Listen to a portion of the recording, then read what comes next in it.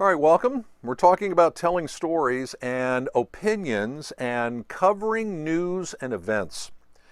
Now, let me be blunt. In my long history of doing yearbook type stuff, the giant majority of yearbooks at all levels avoid covering news and events. And I'm talking about things probably outside your school. But we all have opinions on all sorts of things, on news, maybe on sports, on trends, all sorts of things.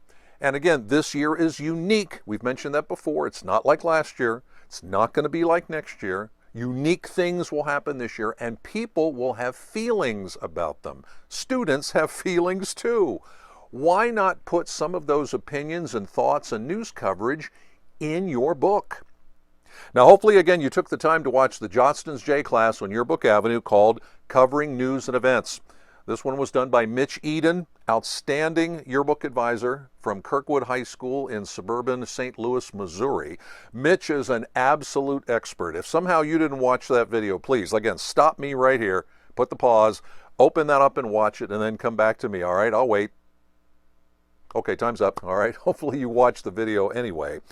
And Mitch gets right to it at the beginning. He says, your job is to timestamp this year, because this year will be unlike, again, any other school year. From before the pandemic, during the pandemic, next year, year after that, this is a very unique year, unlike any other. And there's a saying I like to throw out there. In fact, I even have a sign someplace. Maybe you can make a sign. Make a big sign. And on that sign, you simply want to put, what do we want people to remember 30 years from now? Think about that. That's a long time. Your town, wherever you are, is going to be different 30 years from now. It's going to be. The world is going to be different 30 years from now. And so 30 years from now, when people pull this year's book, your book, off their shelf or something, out of a box, whatever it is, and they're going and reading through it, the idea is, what were people thinking and feeling in that particular school year? Because it's going to be totally different than any other time. That's a reason that we make a yearbook. So again, students have opinions about news stories. Why not find a way to work that into our coverage? And it could be at all levels. It could be at the international level, Russia invading Ukraine, or inflation around the world and all kinds of stuff. It could be national. Anytime we have elections, people have feelings about this, or that, right? Okay. It could be statewide, depending on where you are. Some state something is maybe affecting your school or your area, all right? And of course, local. If there's some local story, some, frankly, controversy, maybe something involving your school. What are students thinking and feeling about that particular topic? Let's find a way to work it into the yearbook. Again, stories this year unique from any other year. I mean, think about it. We could talk about hard news stories, okay, or trends, like what's hot right now. Write about it. Get people's opinions, because 5, 10, 20 years from now, not going to be hot anymore. Pop culture. All right, that could be celebrities, it could be interesting things right now. What do people think and feel about that? In the future, we're going to look back at that and say, oh my goodness, I remember that. I remember this is how I felt about that. Pop culture, or again, elections, or anything that affects people, that people have opinions about, is worthy of being put into the yearbook. Now, yes, sometimes some stories are controversial. And some people get that touchy feeling like, oh, we don't want to cause trouble here. Oh, no, that's not the point. The point is simply, what did people feel about this topic in this school year? And yes, you know the controversial topics. No, you're not trying to choose sides. That's not the yearbook's job. Your yearbook's job is to report. This is what people thought. Maybe this is what people said. This is what happened during this particular year. And maybe here's how it affected our school and our students. A lot of great stories there that'll make people think, because 30 years from now, remember that sign? We want people to remember this stuff so that when they look back, yeah, I remember that. Boy, was that a hot issue that year. Wow. Perfect. That makes it absolutely yearbook worthy. How do you gather information? Well, people love to take polls and surveys. And so you could put it out there to students, various polls and surveys. You can do it on paper, you can do it electronically, gather up all that information, report it in the yearbook, pie chart, bar graphs, and so on, and then maybe get comments from people and use that as part of your coverage. Really simple way to get more pictures of more people in your book, giving their responses to whatever. All right. Again, watch the video if you didn't. Tons of ideas from Mitch. He shares a bunch from his outstanding staff from the last several years. So if you're looking for some guidance, he's got it. So again, if you didn't watch it, please watch the video. Maybe watch it again. Get to that part of the video where he shows examples and think, yeah, how could we do that? I think we could do that. Let's do that. That would be a good thing. All right, let's do a student activity. Let's think about newsy topics. Again, news, trends, pop culture, and so on. Newsy topics happening right now during this school year that you could cover on pages in your book in various different ways. Let's start making the list. Remember, international, national, statewide, local. Don't overlook local. Could be some local something going on, controversy, whatever it is, okay?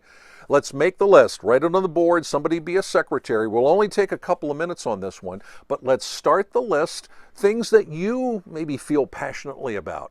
All right? Ready, set, go.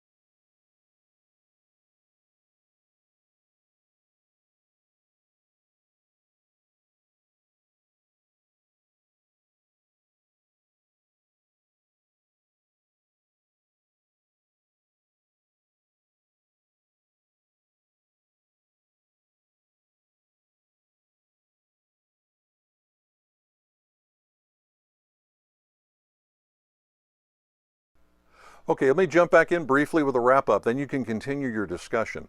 I guess my simple thought here is just break the mold.